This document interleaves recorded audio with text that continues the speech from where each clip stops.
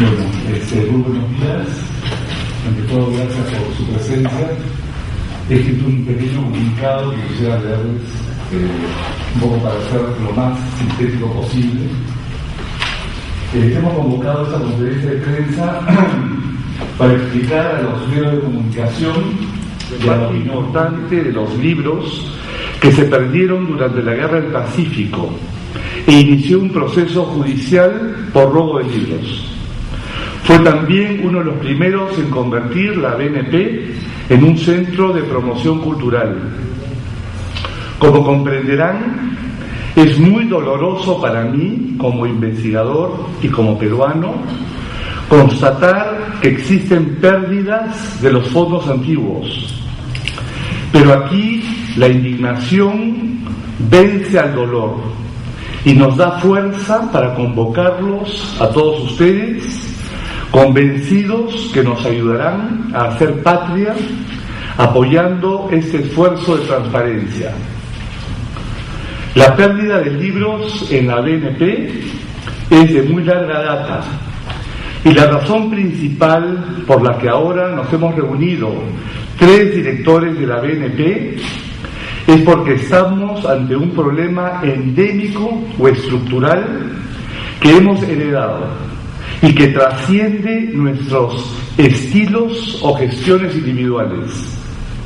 No existe aún un inventario completo de nuestros fondos antiguos que abarcan los siglos XV, XVI, XVII, XVIII y XIX.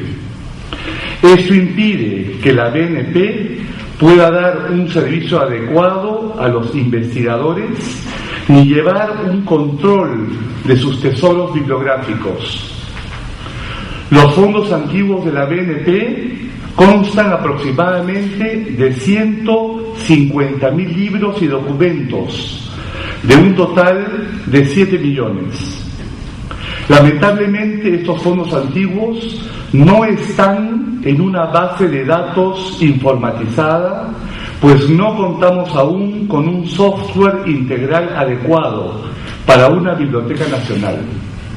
Hay libros que en estos momentos están en el catálogo en línea y que no están ya en los depósitos, como muchos investigadores lo han denunciado a este despacho. Por otro lado, hay muchísimos libros antiguos, la gran mayoría, que están en los depósitos y que aún no figuran en el catálogo en línea, pues nunca han sido inventariados. Es por ese motivo que nuestra gestión ha decidido inventariar la totalidad de los fondos antiguos en los próximos 3 meses, para salvaguardar el patrimonio cultural de la nación que nos han sido dado en custodia. Para que comprendan la gravedad de la situación, quiero darles una primicia triste de alguna manera.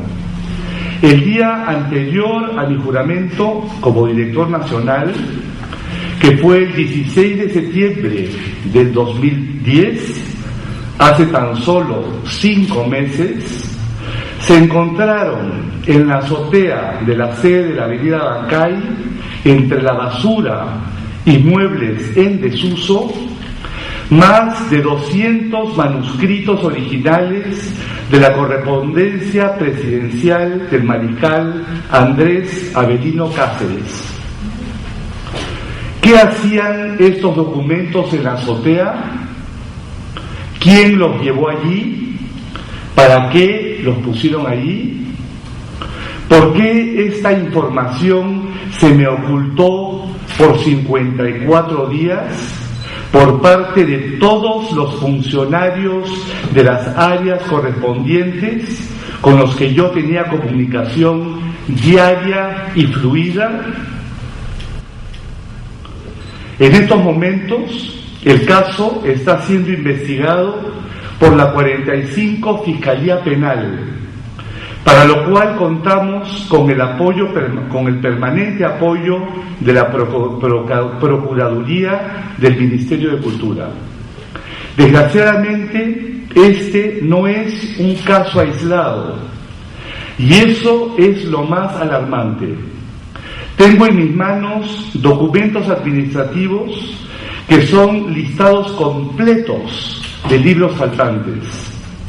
Dentro de 3 meses los convocaremos nuevamente para hacerles entrega de los resultados de nuestro inventario.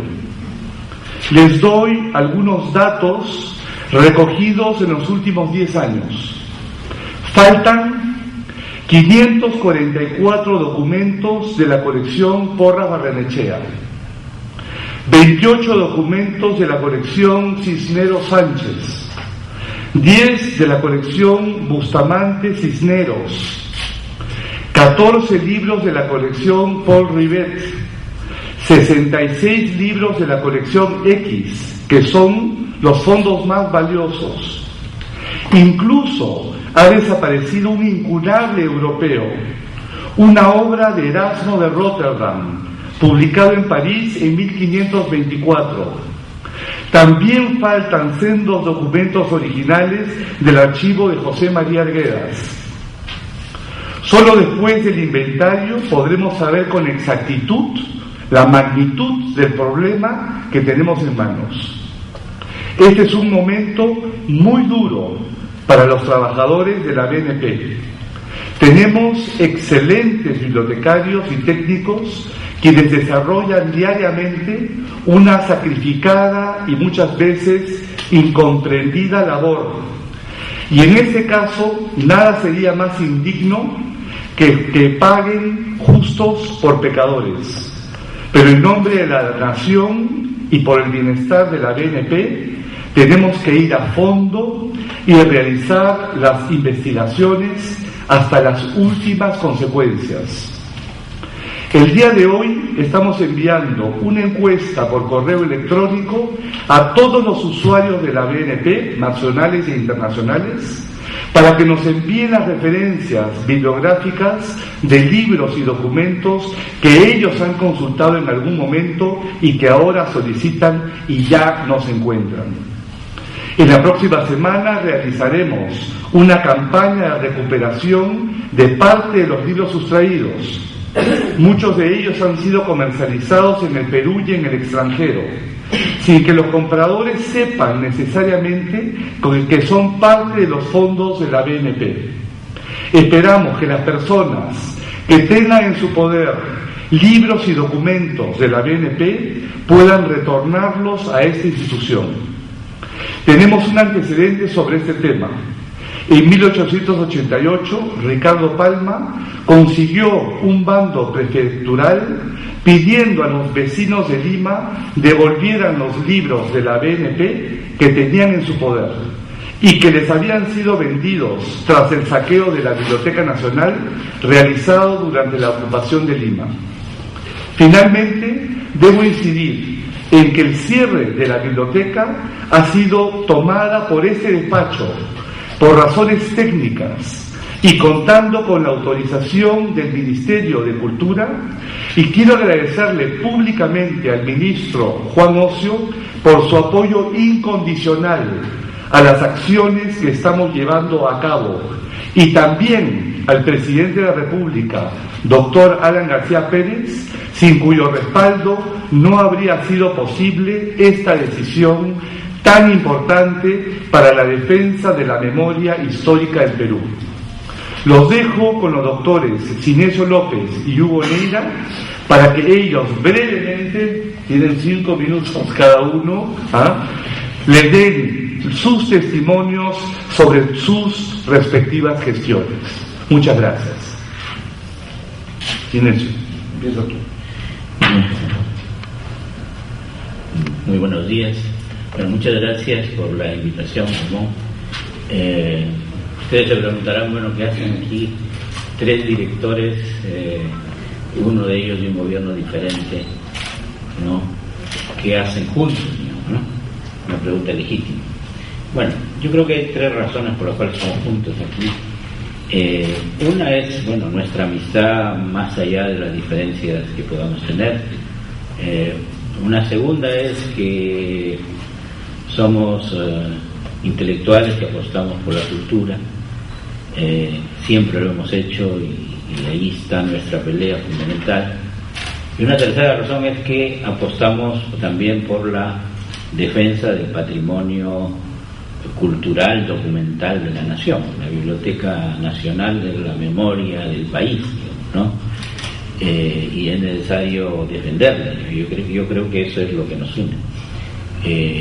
Yo quiero felicitar a Ramón por esta decisión valiente, digamos, honesta, en defensa del patrimonio.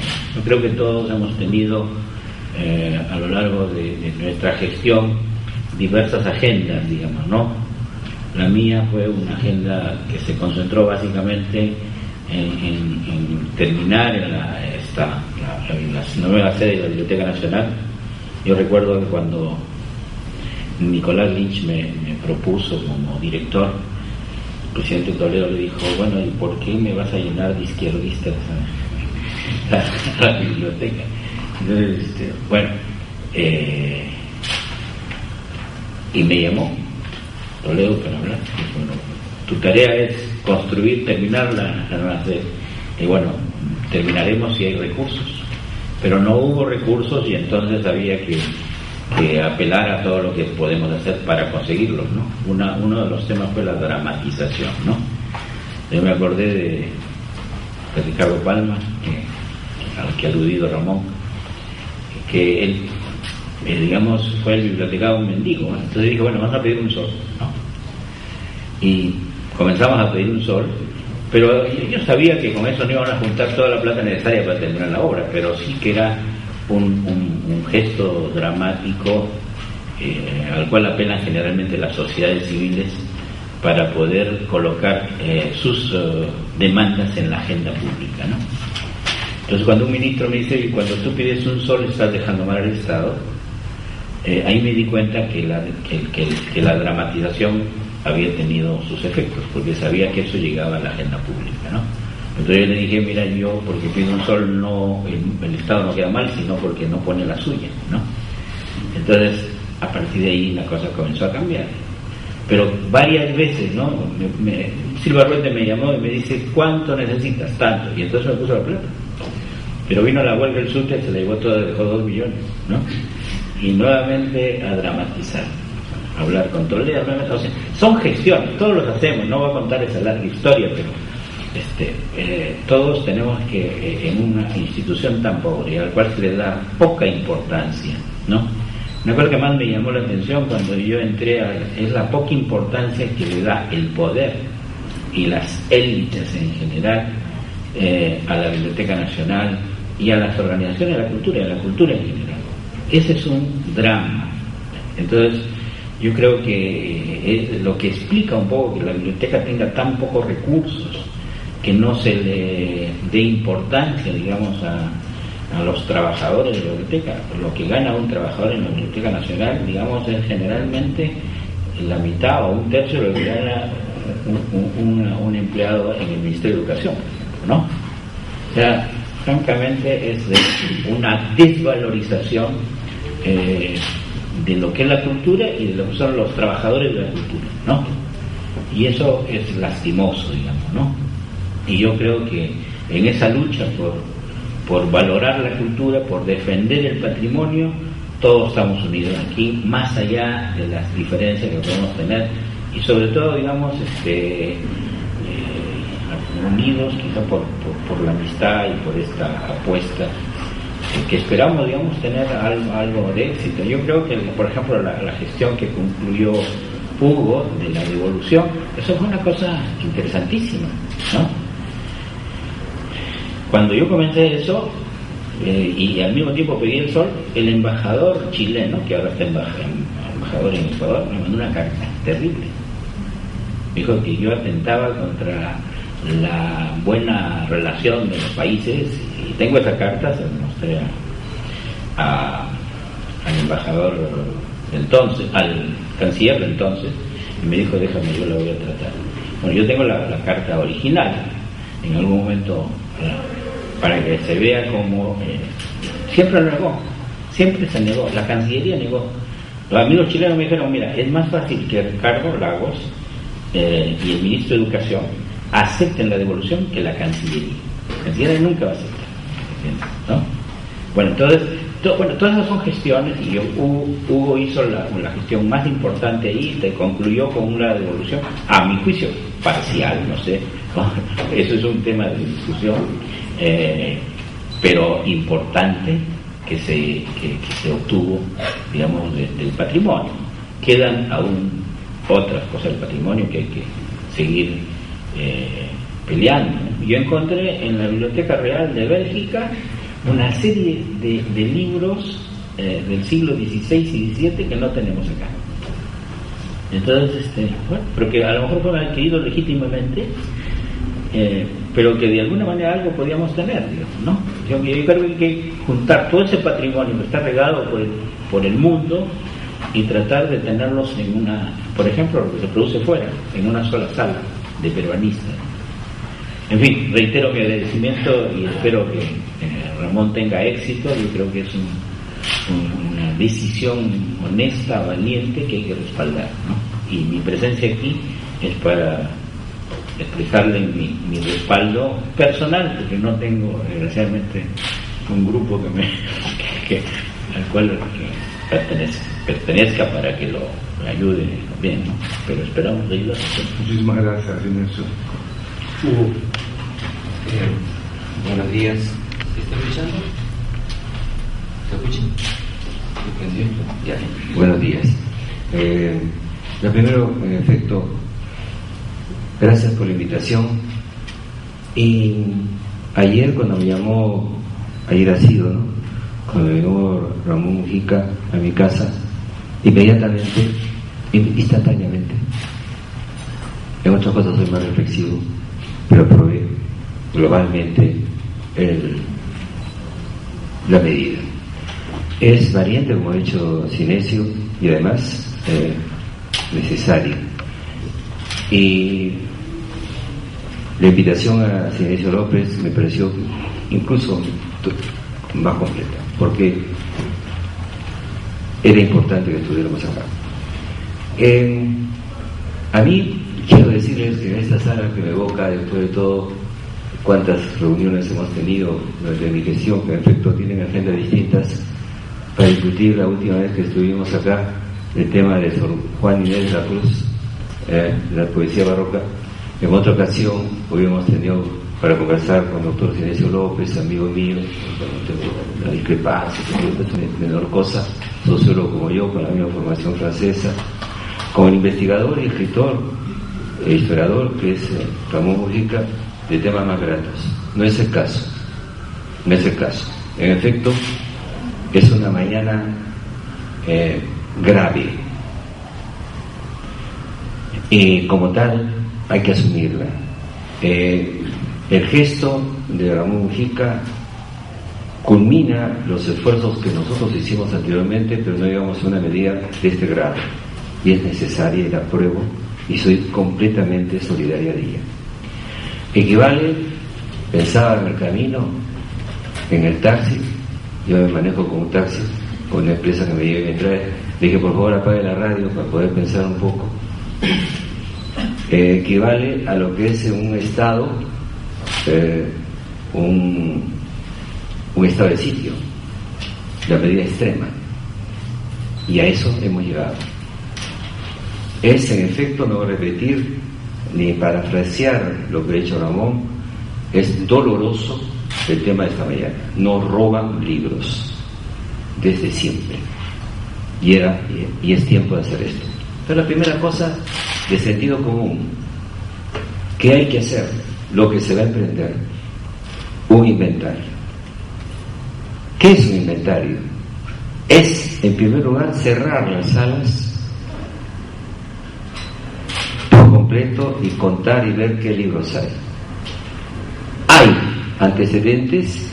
Yo tengo acá pues un inventario a medias del Fondo Porras, documentos y listas enormes que aquí usted pues protegerá, pero la validez inmediata de este gesto es muy simple.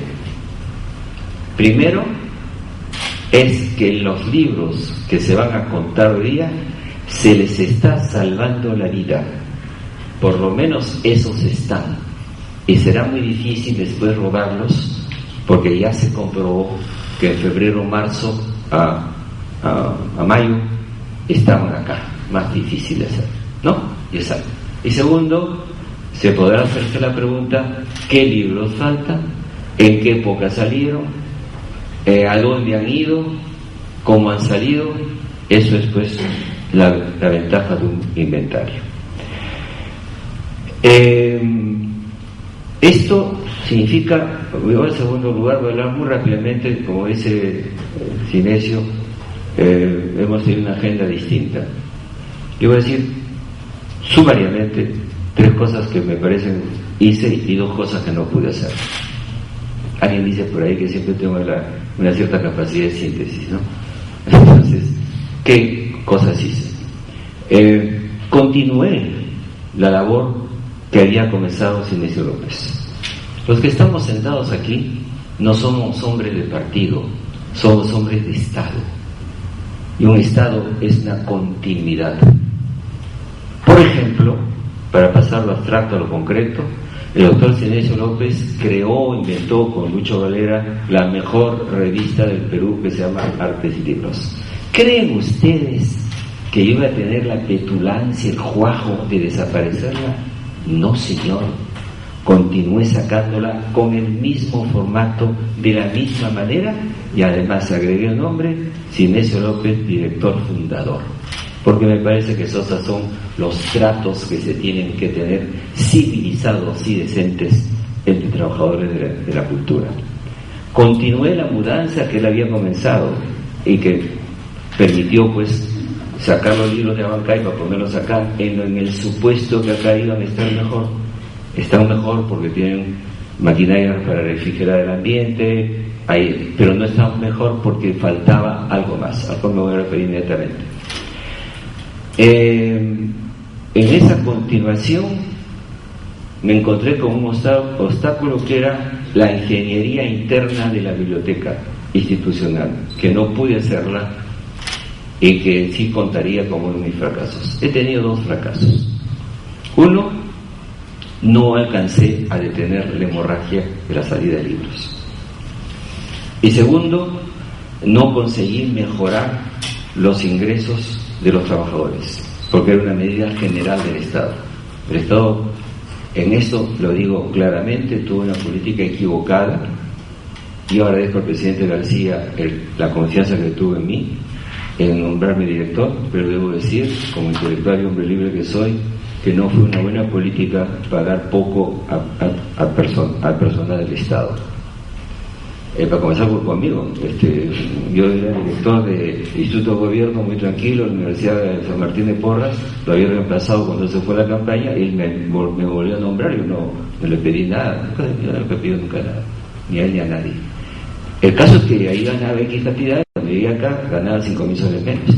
Entonces eso tampoco yo he criticado a toda la clase política, porque no es una buena cosa ahuyentar a las gentes honestas y competentes a que se vayan a la empresa privada. Y tampoco mantener el estado de pobreza de los funcionarios del Estado. Lo ha dicho Sinesio López y le doy la razón, y todo el mundo lo sabe. En la biblioteca, por un misterio fácil de entender, que nunca se le dio demasiada importancia, ya volveré sobre ese tema rápidamente, nuestras secretarias, las mejores, ganan 3 veces menos que las mismas secretarias en el Ministerio de Educación, con diferencia de un piso. Unas ganan 6.000 y otras 2.000. Mi pregunta es ¿por qué? ¿Creen ustedes que da menos trabajo ser secretaria de Ramón Mujica, director de la biblioteca, que secretaria de un viceministro de Educación? ¿Por qué razón ganan menos? Hace 15 años o 20 que no hay ascensos, elementos de ganancia. Y eso también, la pobreza del personal produce pues la tentación, ¿cierto? Y la posibilidad de la corrupción. La corrupción también viene de que el Estado está abandonado en muchos terrenos. ¿Qué siento como una cosa que no completé y que me parece importante? No acabé, no pude acabar. ¿Por qué? Porque uno tiene las limitaciones institucionales. Uno es parte de un engranaje. Yo era director de un organismo público descentralizado, que tiene una cierta autonomía para hacer cosas.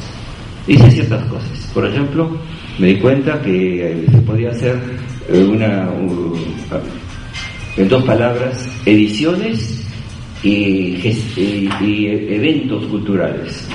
Por las ediciones hice, como soy hombre de medio de comunicación y periodista rato, pues traigo mi imagen, de unos chinos que pesa más que 1000 palabras. 18 libros editados en el tiempo que fui director, gracias a ¿qué? No al fisco. El Estado no da un centavo para editar libros, ni para comprarlos a veces. Insisto, señores periodistas, colegas míos, sigo siendo un periodista, ni para comprarlos, pero estos salieron de convenios que se firmaron con entidades. Por ejemplo, la derrama hostil al gobierno firmó un convenio con nosotros, o embajadas, o el Banco Central, que nos permitió hacer este libro Joyas, que es un libro sobre la biblioteca en la que se habla de alguien me dijo, esto es peligroso, porque los guaqueros de libros van a decir después, tráeme este ejemplar, y esto también es uno de los riesgos de decir que tenemos. Entonces, eso sí hicimos. Esto fue una micro ministerio de cultura, donde con toda anchura se vino a debatir temas como el cholo y otros temas complicados durante 3 años. Nadie fue excluido por razones ideológicas y otras. Yo en eso soy más liberal que los liberales. Y editamos el libro y hicimos otras cosas. ¿Qué no pude hacer? No pude convencer, y por favor esto tómelo como algo polémico, y lo es, al MEF, al Ministerio de Economía y Finanzas, para que hiciera un gasto en la biblioteca importante. Nunca fui recibido por ningún ministro de Economía en los mis 3 años de gestión. Un director de la biblioteca en todas partes tiene un peso específico, si no, no llegaría a ser director de biblioteca ni en Chile, ni en Perú, ni en otro sitio. Ni siquiera los viceministros. Me quejo públicamente que me asignaron un sectorista. ¿Y por qué lo invoco? No por ninguna razón de resentimiento, sino que tiene que ver con el tema de esta mañana. Miren ustedes, para guardar libros, para conservar el patrimonio, se necesita algo muy sencillo. Se necesita cámaras de video, muchas cámaras de video, incluso en los corredores, en los pasillos, con una tecnología que es conocida, que graba todo lo que se ve, lo que las personas que transitan. Yo soy un hombre de estudio, como los que estamos aquí en la mesa. He visto otras bibliotecas. He pasado mi vida encanecido en bibliotecas, y hace poco, cuando dejé la biblioteca, en 2009, cuando ya supe que no estaba con una enfermedad grave, en la biblioteca de París me invitaron, y yo les dije a los franceses, ya no soy director, no importa, me dijeron, sabemos quién es usted, y me mostraron la biblioteca de París, la gran biblioteca de Mitterrand. Es un cofre fuerte, está más guardado que un banco. Tiene por todas partes sensores y cámaras, cada vez que lo pedí.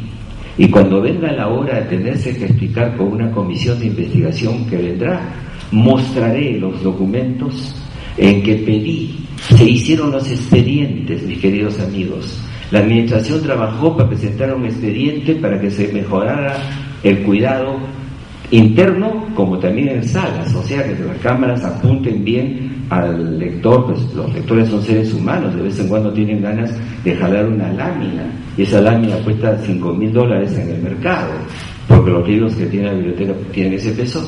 Me dijeron, niet, no, ni un centavo. Pregúntenle a ustedes por qué no hay que invertir en la biblioteca. Esto es gravísimo.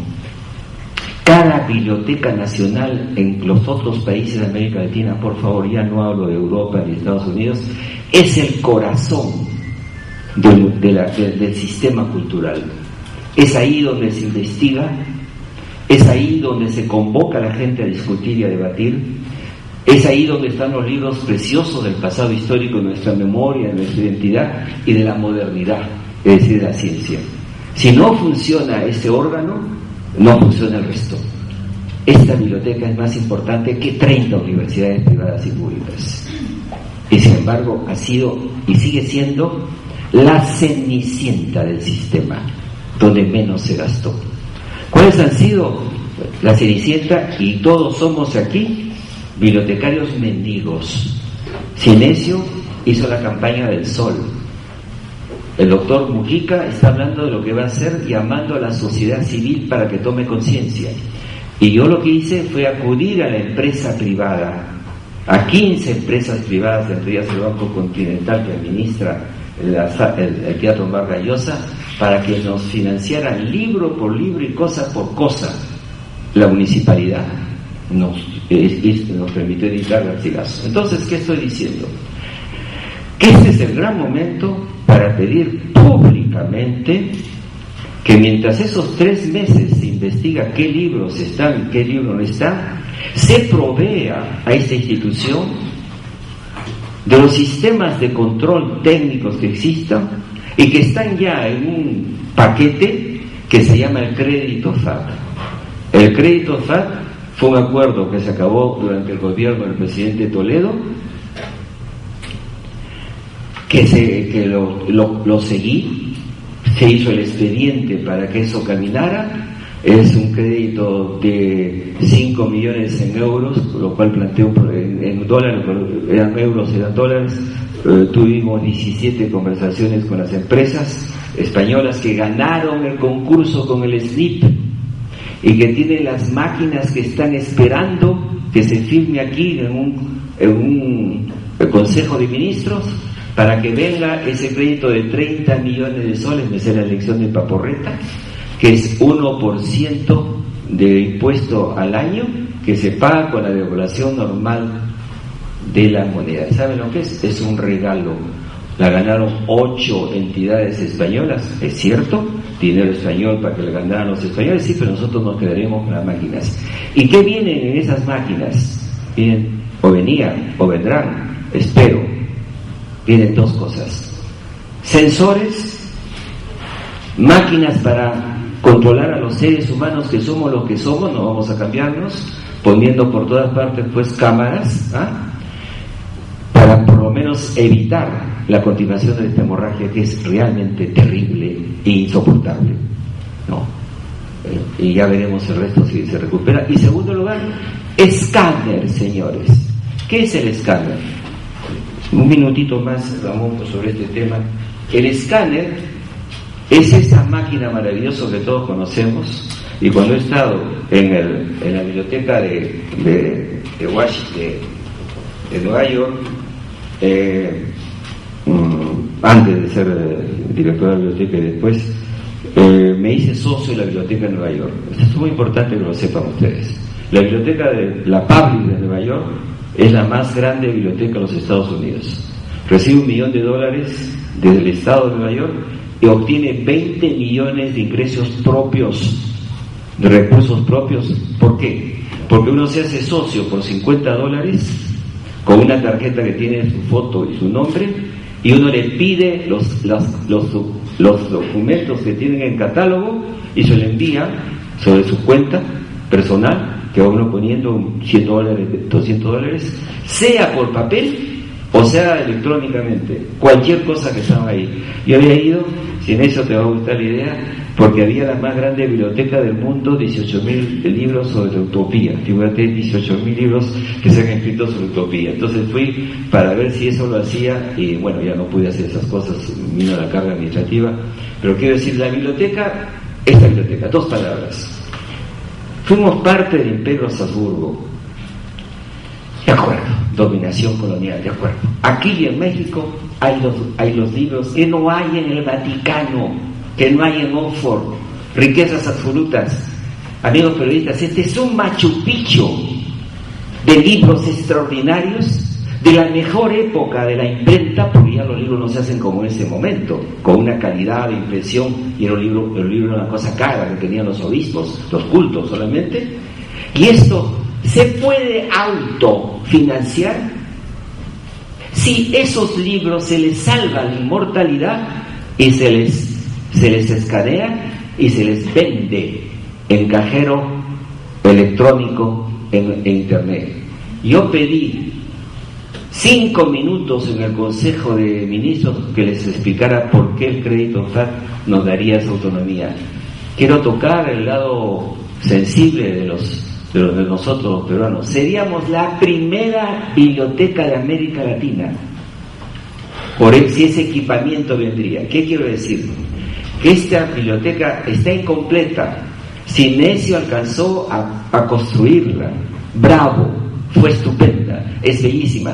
Falta el equipamiento, falta equiparla, y equiparla para seguridad y para reproducir los documentos, para entrar al siglo XXI. Y se plantó lo que era el capital que estaba ahí, una donación. O bien el Estado compra las máquinas y los escáneres por valor de 30 millones de soles, o bien lo recibimos. Y entonces yo, visto que no podía hacer dos cosas, y aquí acabo, me di cuenta que no podía conseguir internamente. Escúcheme lo que voy a decir, Ramón, escuche esto. Pedí varias veces que se hiciera un inventario y no logré conseguirlo del personal que tenía que hacerlo. O sea, tuve una hostilidad interna, una resistencia interna. Muchas gentes me ayudaron y otros no me ayudaron. Y fuera no me escuchaban la tecnocracia que cree que el libro ya fue, que creen que se puede uno pasar de estas cosas cuando en ningún país del mundo se ha dejado de leer y se siguen haciendo libros. Y visto que no podía, ni por dentro ni por fuera, ser escuchado, me enfermé y decidí partir. Yo me fui, hace un año que me fui, porque no podía resolver ni un problema ni el otro.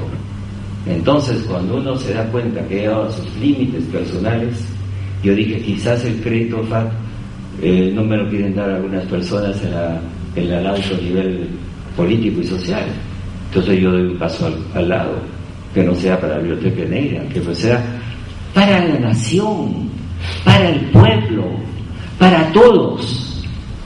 Yo creo pues en la patria, creo en la nación, por eso he vuelto al Perú, por eso estoy sentado aquí, y me parece fundamental que entendamos que esta biblioteca ha sido descuidada desde siempre a varios niveles, y de eso estamos hablando.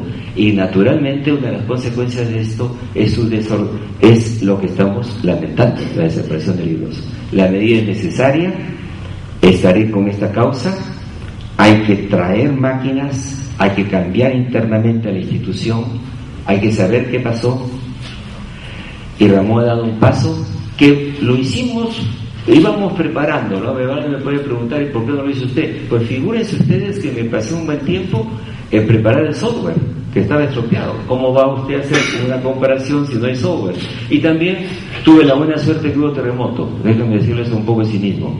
Me había pedido un poco de plata para la pobre biblioteca bancaria, la que nosotros queremos tanto. Cuando digo queremos, bueno, Sinesio es más joven que yo. Yo estudié en San Marcos, todavía en la Casona, y iba a estudiar ahí. Y entonces tuve la suerte de un terremoto. Entonces el terremoto es que si lo hubiera deteriorado mucho, lo hubieran cerrado. La ambicionaban dos instituciones públicas, que no voy a decir su nombre naturalmente, querían eso como un almacén vacío de libros.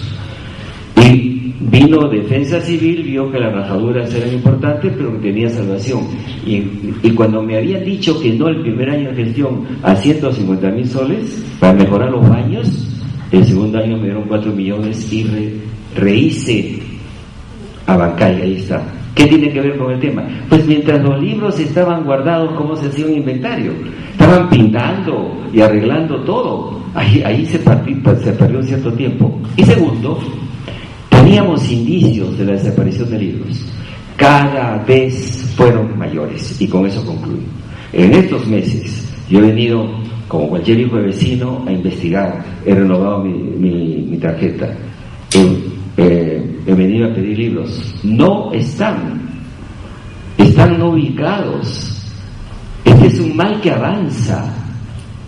Entonces seamos solidarios, hay que pararlo, hay hay que primero inventariar y luego se investigará y se verá que con todas las responsabilidades que esto caiga y las necesidades que se puedan tomar. Entonces, aquí estoy y aquí estaré, y esta es la pura verdad. Nunca les he mentido, ni ambiciono nada, simplemente les digo lo que ha pasado y a qué grado hemos llegado. Hay que salir de este hueco en el cual estamos. Muchas gracias, Hugo. ¿Alguno de ustedes tiene alguna pregunta? ¿Sí? Buenas tardes, Miguel Ángel Vallejo, del Perú de la Ciencia Andina. Eran dos consultas sobre libros también. Uno es, la Biblioteca Nacional tiene un presupuesto mensual para la compra de libros.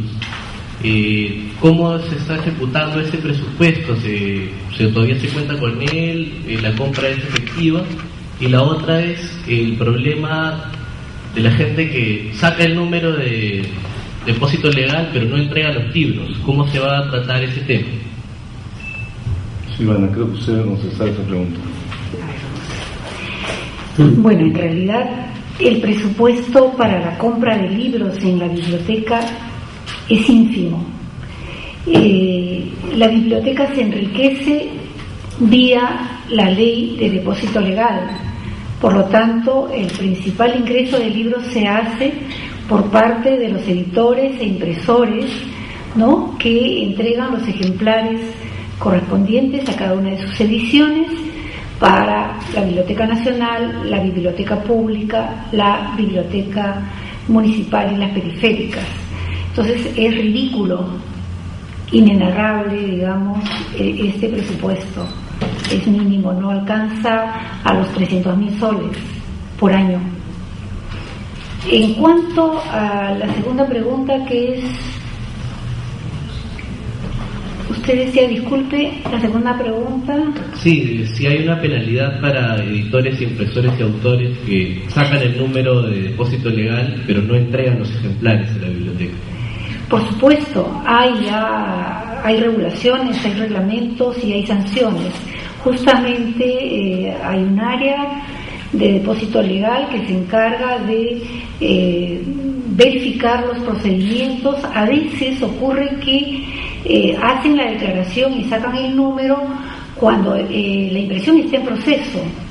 Entonces el área correspondiente tiene una lista de empresas, de instituciones a las cuales va haciendo el seguimiento para recuperar esos libros.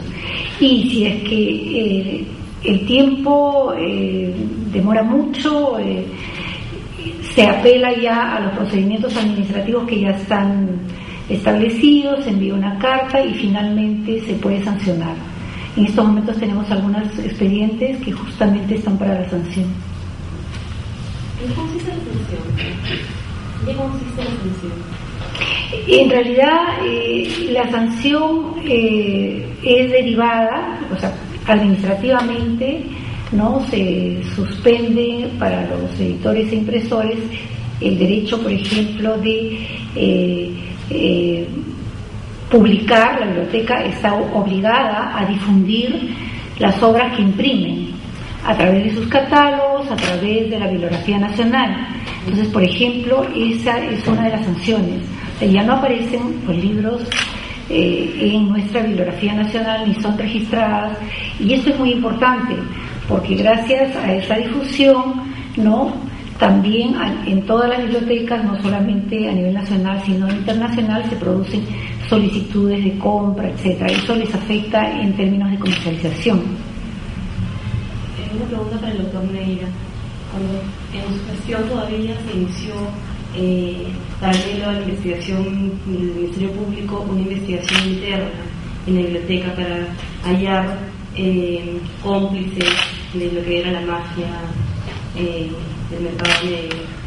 ¿Detectaron algunas personas entre el personal de la biblioteca que estuvieron involucradas? Bueno, lo que hice, gracias por la pregunta, fue muy simple. Ante una denuncia, salió el diario de Comercio, el doctor López recuperó 2 libros, los trajo, y muy razonablemente lo dijo, pues quienes le habían entregado, no tenía por qué decirlos, y se perdieron otros libros. Y hoy hicimos una denuncia, la asesoría jurídica lo hizo, a la Fiscalía y el Procurador vino. Hay una investigación en marcha. Lo que uno tiene que hacer en estos casos es ponerlo en manos de la policía, que es lo que hicimos. Sí, pero la pregunta es, para mí la investigación fiscal, usted anunció una investigación interna, es decir, administrativa, para detectar si había habido cómplices entre los que trabajaban en esa área, ¿no?, de los libros antiguos. ¿Cómo le puedo decir? Las comisiones internas, mi experiencia es que son muy incómodas y muy difíciles para los que lo constituyen. ¿Denunciaría usted una compañía de trabajo? ¿Se atrevería usted a las tensiones personales si se enterara de algo? Les voy a contar brevemente, Ramón, un caso que fue importante. Cuando comenzó la mudanza, yo me fui a ver a Bancay porque no se terminaba de hacer, y había grandes paquetes pues de ya preparados, que habían sido vistos, y incluso eso es importante porque hay listas, ¿no?, en cajas. Pero al lado de eso, pensé traer las fotos, pero no las he traído, pero no importa eso.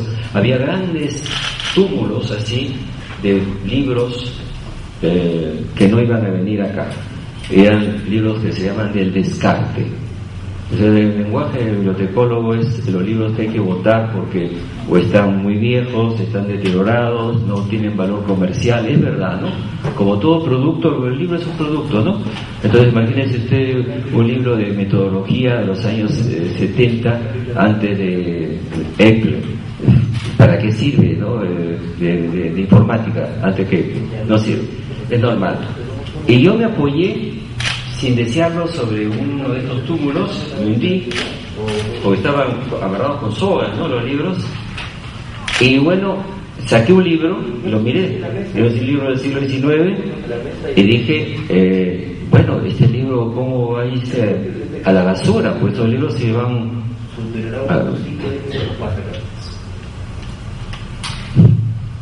y entonces simplemente me sorprendió. Volví a meter la mano en otro y me volvió a sorprender. Yo no soy bibliotecólogo, pero mi sentido común y mi experiencia me llevó a pensar que este libro de Michelet del siglo XVIII, que traducido al castellano del fin de siglo, era interesante porque se tenía que ir. Saben que la mayoría de estos libros se vuelven pulpa de papel, ¿no? No era un libro malo, pues, ¿no? Interesante, bien editadito. Dije, no, separa esto. No quiero entrar en detalle, pero me costó Dios y su ayuda sacar esos libros del descarte, que eran como 50 masas así, masas que no entran por esa puerta de libros para botarlos teóricamente. Se argumentó por la resistencia que hemos tenido todos aquí como directores, de que eso no podía hacerlo con argumentos legales, que esto era sacar los libros de la institución. Dije, no hay que sacar los libros de la institución, dice la ley, pero la institución de San Borja, vamos a llevarlos a San Borja para que ahí sean reevaluados y reestudiados. Esos libros todos están ahora en un piso de aquí en la biblioteca. Entonces, ¿qué encontramos? Este catálogo. Este es el catálogo de los libros de descarte. Entre ellos estaba, entre un libro malo y otro libro malo, un libro de Valdelomar firmado, que tiene un precio en el mercado, y otro librito valioso. Le conté a un amigo, me dijo, mira hermano, a mí me pasa eso también. Tengo una fábrica de camisas. Cuando me quieren robar la camisa bonita para venta, está metida dentro de un par de camisas que botan a la basura. Así que un día me fui, me dice, cuando estaba empujando la basura, paré el carro y dije, a ver, quiero ver, y encontré mis camisas de venta que estaban metidas ahí. Este era un robo. 1000 libros se fueron salvados. 30% de ellos regresan a la institución. 30% de ellos se pueden entregar a cualquier universidad, y 30% de ellos realmente no sirven ya para nada. Se formó una comisión para investigar interna. ¿Cómo se dice eso jurídicamente cuando se pasa el tiempo? Prescribió. Entonces yo señalo algo que sobrepasa la biblioteca, que es la estructura del Estado. Las comisiones internas no sirven para nada, porque es muy incómodo decir algo sobre los colegas a los que ves todo el tiempo. O sea, y si usted me dice, en la comisión interna hubo una comisión interna que no sirvió para nada. ¿De acuerdo? Sin embargo, por lo que me está contando ahora, se puede determinar que había una persona, un profesional encargado de seleccionar esos títulos y decidía desecharlos. Esa persona o guardarlos. Claro, no sé si queda para el desecho de esas 50 cajas que tenían. Están todos arriba. Esos libros están salvados y están para ser recuperados. Entonces ese descarte era un descarte con bamba, pues se había ahí metido entre los libros malos y malos había unos cuantos buenos, unos cuantos que son bastantes, ¿ah? Sí, lo que yo le pregunto es, ¿alguien tuvo la responsabilidad, un profesional tuvo la responsabilidad de seleccionar esos libros para el descarte? Claro que en ese sí. momento, allanado cada vez. Claro.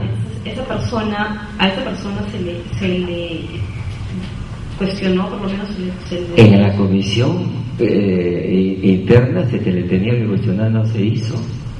¿Por qué cree usted que no me he ido? Está organizado de tal manera para que no se realicen las cosas. Es un problema del Estado. Hay que cambiar las normas y los procedimientos. Es decir, esa persona sigue trabajando en la biblioteca. Y yo ya me he preguntado, probablemente se ha ido después porque porque era mejor irse. No, pero quiero decirle que no puede usted poner al gato de pecero. En nuestro país somos bien perversos. Le pedimos al Poder Judicial que él mismo haga su reforma. No, pues así no son las cosas. ¿Ah? A los presos de Castro deben administrarse ellos solos. Autogestión. No, pues. Tiene que ser siempre una persona ajena. Para eso hay un ente, un control interior, un control interno. No tienen que ser parte de la institución misma. Está ahí y nos mira, nos observa. Por eso inventó Montesquieu la separación de poderes. Por los mismos, que ellos mismos se autovigilen, eso no funciona. Doctor, ¿y cuál era el cargo de esta persona, de la persona que se encarga de seleccionar libros para el descarte? ¿Cuál es el cargo? Yo no voy a entrar en ese detalle, y ahí está toda la documentación y cambió la estructura, ya no son los mismos naturalmente. ¿Ah? Pero ha sido cambiando. ¿El Ministerio Público sí consiguió...? Sí, el Ministerio Público tiene toda la información. Pero consiguió... Pero se perdió la ocasión de haber mostrado que había que crear responsables. Acá había muchas comisiones internas hasta para, por ejemplo, sancionar a una persona que llegaba tarde y nunca se llega a ninguna de efectivo. No nos contemos cuentos, ¿ah? Ese sistema de comisiones no funciona. Si fuera por las comisiones, no estaría cerrándose esta biblioteca. ¿De acuerdo? Si es interno, no se cerraría. Mejor que se cierre. Una pregunta para los tres directores de biblioteca. Después de esta devolución que hizo el doctor Miro Quesada, ¿hubo más devoluciones? ¿Se recuperó otros libros de este archivo X? ¿Es el más importante? ¿Se logró recuperar más libros? Mira, el doctor Mujica ha llamado a los... voy a terminar diciendo, mira, seamos claros, ¿eh? Hay un mercado negro de libros privado. El llamado a los ciudadanos que tienen bibliotecas que no adquieran esos libros o lo devuelvan es algo importante, ¿no? Pero hubo devoluciones de No han habido, pero hay muchas personas que se han comunicado conmigo y me han dicho que tienen libros que han comprado en libreros viejos, en Amazonas, en 1000 sitios, y que después de adquirirlo han descubierto que tiene que ser la Biblioteca Nacional. Pero también se tiene que ver legalmente cuál es el procedimiento para su devolución, porque supuestamente comprar objetos robados que le pertenecen al Estado es un delito. Entonces la gente está muy temerosa de devolver las cosas que tienen. Han cometido un delito sin quererlo. Entonces tenemos que idear algún sistema para que la Biblioteca Nacional pueda recibir estos libros sin que se les apliquen sanciones a las personas que los tienen. Bueno, lo otro es justamente para eso se tenía que haber creado un fondo bibliográfico patrimonial, ¿no? De los libros que son patrimonio. Eso se llegó a hacer, en un momento estuvo, me parece que en la gestión de Augusto se anunció. Mira, Uno de los graves problemas que ha tenido la biblioteca a lo largo de su historia es que no contar, digamos, con una catalogación total del fondo bibliográfico, ¿no? Bueno, cuando Chile se llevó los 56.000 libros, quedaron solamente 700, ¿no? No sabíamos cuáles se llevaron, porque no había un catálogo preciso.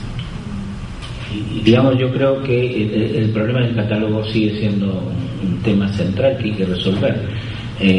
Cuando yo llegué a la biblioteca también había más o menos cerca de 200.000 libros, así en la Hugo, que no estaban catalogados y que habían sido adquiridos por Basadre después del incendio, ¿no? Y bueno, no, ¿por qué no se cataloga? Porque no hay fondos, ¿no? Para recursos económicos para catalogar, para contratar personas. Lo que yo hice fue tercerizar, ¿no es cierto? Con dificultades, porque entonces lo que hay que hacer es monitorear la tercerización, ¿no es cierto? Porque lo tercerizó en este caso la Telefónica después de un concurso, ¿no? Y claro, hubo algunas fallas, errores, en fin, ¿no? Pero la catalogación, si la dejas en la biblioteca, son pocos, y hay pocos recursos, y terminarían, pues, no sé en cuántos años de catalogar lo que falta, ¿no? Yo creo que ese es un gran problema, que, bueno, eso yo creo que se puede resolver tercerizando, pero al mismo tiempo creando un equipo interno de la biblioteca de monitoreo para que esa catalogación hecha por terceros sea bien hecha, ¿no es cierto? Bueno, yo creo que esa es una de las grandes tareas que hay que culminar, digamos, ¿no es cierto? Nosotros comenzamos eso, pero es una tarea ardua y difícil, y no se va a cumplir mientras no se tengan los recursos económicos, no se tengan las personas especializadas, y no se tenga, digamos, el equipo técnico que hemos señalado Hugo, que venía justamente con el crédito FAD. El crédito FAD nos daba y se pagaba bajísimo, 1% de interés. Mire, ese crédito ya estaba casi hecho, pero bueno, hubo un error, quizá, digamos, como señalaba Hugo, en la cuantificación por dólares y no por euros. Entonces, bueno, eso demoró, pero ya eso era fácil. Entonces hay que averiguar por qué se ha demorado tanto, ¿no? Y hay que esperar a ver si sale o no. Pero son 5 millones que te pagan a tasa de interés bajísimo, ¿ya? Crédito FAD, 1% de interés, el 50%, y el otro 50% a tasas de mercado. Si tú haces el promedio, entonces es una tasa de interés muy baja. No se tiene créditos así nomás, ¿no? ¿Por qué se rechaza ese tipo de crédito? Esa es una pregunta muy interesante que hay que averiguar. Finalmente, para cumplir preguntas para el doctor Mujica, mencionó que había libros que estaban en el catálogo pero que no existen en el depósito. ¿Cuántos son esos libros que están? No sé. Recién vamos a tener una idea clara después del inventario. ¿Hay un aproximado? No le puedo dar ninguna cifra porque es algo que está en un proceso de investigación en estos momentos. Ok, y en todo caso, aproximadamente ¿cuántos libros existen en el archivo antiguo? En un aproximado 150.000 libros. 150.000 de un total de 7 millones de libros, que es lo que tiene la Biblioteca Nacional. Solo el archivo antiguo. Exactamente, pero que incluye el archivo antiguo incluye siglos XV, XVI, XVII, XVIII y XIX. Luego dijo que había 66 títulos desaparecidos del archivo X. Sí. ¿Cuáles son los más importantes de esos títulos desaparecidos? No tengo conmigo la lista en estos momentos, pero son cifras que han sido entregadas, ¿no? Y vamos a cotejar exactamente si estas informaciones son fidedignas, ¿no? Okay.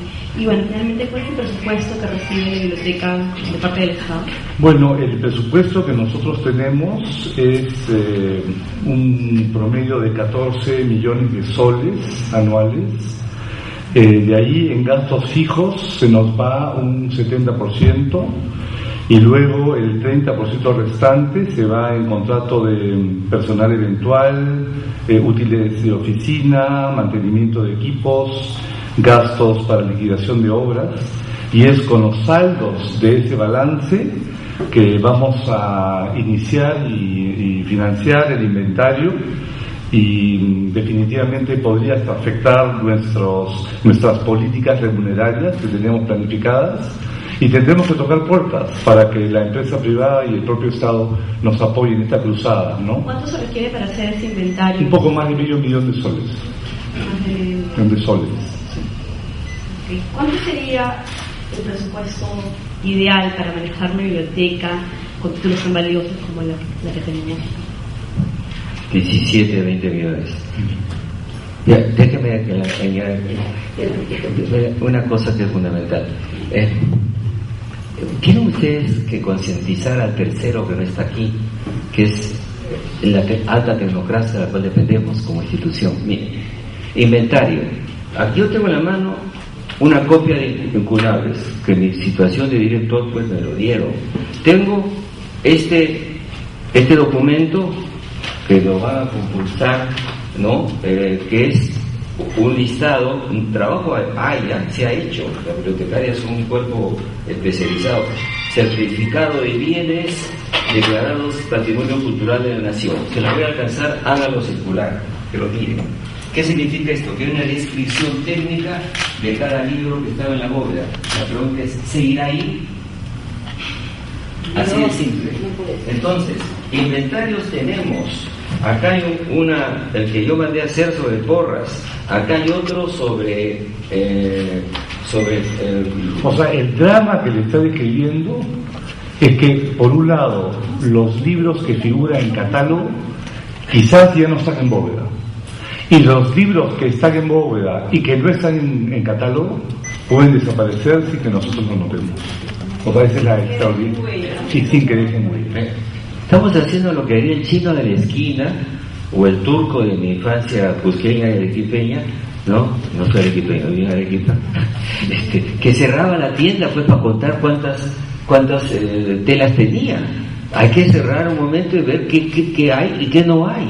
Y es un trabajo de los diablos, endemoniado, porque hay que compulsar, o sea, cotejar las listas que hay de la mudanza del momento que salieron de la biblioteca Bancay con Silencio y conmigo, a las que hay hoy día, más los inventarios que hay, que lo tienen ustedes en la mano, que están circulando, o sea que hay muchos documentos, pero no hay un catálogo general de esos libros, y eso es un paso decisivo. Como vuelvo a decir, le salva la vida a esos libros.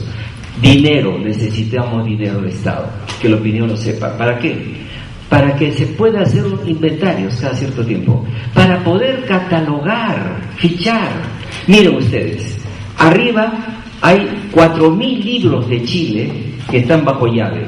¿Por qué los investigadores no se pueden servir? Porque hay que hacer la ficha, y tenemos personal para poder hacer la ficha tenemos 2 personas o 3 o 1 que hacen eso. ¿Cuánto tiempo se va a demorar por 4.000? 50 años. Entonces, si no tenemos la persona, ¿no?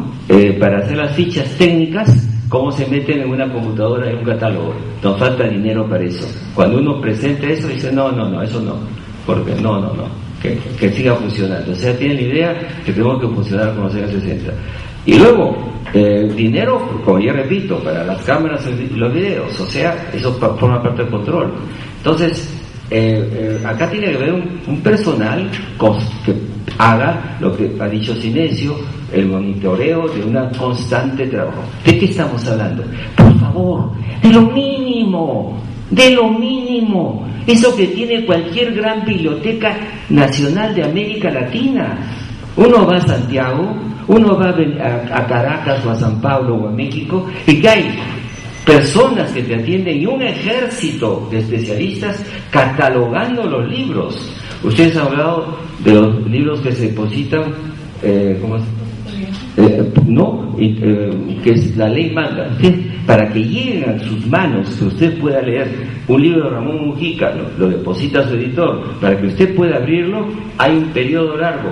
Vaya usted, dése una vuelta y verá que cada persona que trabaja en esta franciscana institución tiene un cerro de libros al lado, porque no se dan abasto para poder clasificarlos.